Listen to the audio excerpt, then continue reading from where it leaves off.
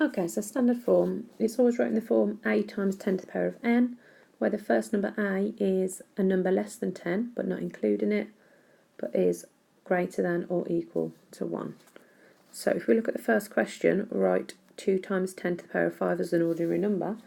This is standard form, and we're trying to take it out of standard form. In order to do this question, you first need to understand what is 10 to the power of 5.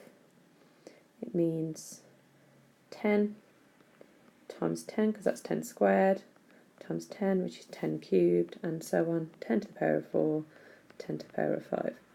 Now what that means, if we think about our place value table, is it's going to move once, twice, 3 times, 4 times, 5 times in the place value table. So if we put the number 2 into our place value table, that number is going to move 5 places. So 1, 2, 3, 4, 5, and it's going to move to there. Now obviously that isn't our number yet, so if we put the zeros in, that's to be our place value holders. And there you have our answer as 200,000. Okay, so that's question 1. Question 2, very similar. This time we're timesing by 10 to the power of 4, so 10 to the power of 4 means it's going to move 4 places in the table, because that's 10 times 10 times 10 times 10. Okay, so 4 places this time, but the number is 3.2, so both numbers are going to move. So it's going to move 4 places, so 1, 2, 3, 4. 3 moves to there, the 2 is going to follow, decimal point never moves, so we need 3 place value holding zeros. So our answer is going to be 32,000. Okay, so now we're going to have a look at having a number, an ordinary number, and going back into standard form. So same principles, the number has to be, where a has to be less than 10, but greater than or including 1. And if we look at our first number, we've got 6,000. So in order for our number to be less than 10 or greater or equal to 1, we're looking at our units column. So if we look at our largest value, the 6,000, this digit has to make its way all the way over to the units column. And if we put the decimal point in, we need to ask ourselves, 6 times 10 to the power of what is going to give us 6,000? How many times would that 6 have to move to stay 6,000? So 1, 2, 3. It would have to move 3 places.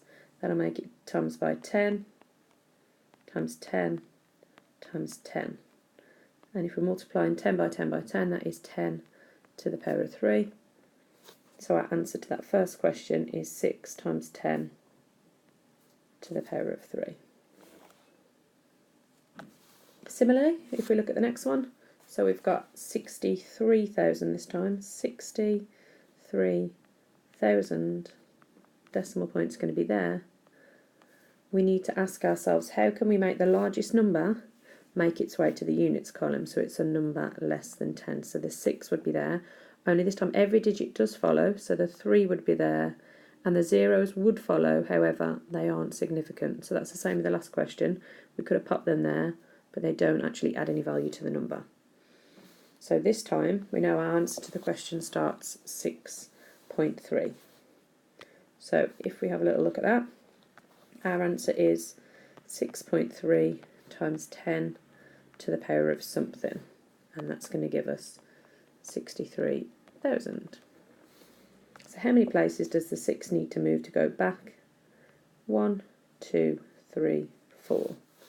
So times 10, times 10, times 10, times 10, which is 10 to the power of 4. So our answer is 6.3 times 10 to the power of 4. Okay, so we do need to understand negative indices for the next part. So let's see what we do know. 10 to the power of 1 just means 10. 10 to the power of 2 just means 100. And 10 to the power of 3 is 1,000. Because what we're doing here, every time to get to the next power, we're timesing by 10, timesing by 10. So if we were coming down, we would need to divide by 10. So the next one will be 10 to the 0. Follow the same process, this time on the other side. Divide by 10, divide by 10. So interestingly, 10 divided by 10 is 1. So this is another rule you'll see in laws of indices. Anything raised to the power of 0 is 1. Now we're going to have a look at carrying that pattern on through. So 10 to the minus 1, if we divide by 10 is 1 over 10. And 10 to the minus 2, again if we divide by 10, let me just move out a sec. If we divide by 10 again, 1/10 divided by 10, so if you're splitting a tenth into 10 more pieces, it's going to become 1 out of 100. And we could also say 1 out of 10 is the same as 1 over 10 to the 1, and 1 over 100 is the same as 1 over 10 to the 2. Now, we're going to have a look how we can use this in a question shortly. But firstly, you do need to understand that if you times something by 10 to the power of minus 1, that is the same as timesing by 1 over 10, as we can see there. So these two are equal. So if you see a question where you've got a times by 10 to the power of 1, that is also the same as timesing by a tenth. And if you times something by a tenth, the effect of that actually is dividing it by 10. Likewise, if you have to times by 10 to the power of minus 2, that would be the same as timesing over 1 over 100, which if you times anything by 1 over 100, it's the exact same as dividing by 100. And this is important because although in standard form we never actually say divide by 10 or divide by 100 because we are always multiplying, it's just important to know that these are equal operations.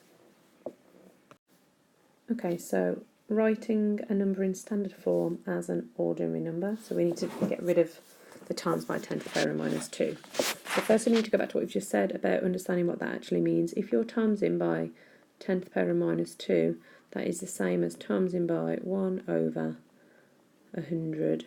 So essentially it's the same as doing divide by 100. So if we put the number 3 in a place value table, 3 is going to be there, the decimal point's just going to be right after it, and we want to divide that by 100, so moving it 2 places to the right to make it get smaller. So the 3 is going to move into the hundredths column, and we need to put zeros in place to hold that. So the answer to the question is 0.03. The good thing about this is you can check it that you've moved the right amount in places, just to double check. That's gone 2 places, 1, 2, and it will be back into the units. So if we look at the second question then, we want to change 2.3 times 10 to the minus 3 back to an ordinary number. So 2.3 is there, timesing by 10 to the power of minus 3 would be the same as timesing by 1 over 1,000, which is the same as dividing by 1,000. So moving 3 places this time to the right. So 1, 2, 3. The 2 is going to move to there, the 3 is going to follow, and the decimal point does not move. So we just need to put our filler zeros in to make it read as a number, and our answer is 0.0023. And again, just double check it's moved the right amount of places. 1, 2, 3, 1, 2, 3. Okay, so changing a decimal then back into standard form, and again remember that that first number has to be a number less than 10, but greater or equal to 1. So if we look at the first question then, we've got 0.04. So we need the number to be between 1 and 10, so this digit is the only digit that's going to be less than 10 but greater than 1. So we need to get this digit into the units column. So if we look at it below, we've got 0.004. This 4 needs to make its way to the units column so that it's 4 times 10 to the power of something. So firstly, if it was 4, let's have a quick look at that. How many places has it moved? It's moved once, twice, 3 times. Now we know if it moves 3 times right in the place value table, that is the same as dividing by 10, then 10 again, then 10 again. So it's dividing by 1000.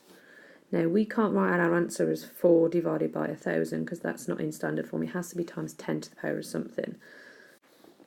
So you just need to make the link that dividing by 1000 is the same as timesing by 1 over 1000, which is the same as 10 to the power of minus 3. Okay, if we look at that final question then, 0.067. We need the exact same method if we look at 0.067, but only this time there are 2 numbers we need to focus on. So which is the first digit that is going to make our number between 1 and 10? So this is the first digit, the 6. It needs to make its way into the units column, but we can't ignore the fact that the 7 will be with it. So if we think about our answer, it's going to be 6.7 times 10 to the power of something. Check how many places the 6 has moved. It's moved once, it's moved twice. So actually it's the same as 6.7 divided by 100, but again we can't put that as our answer.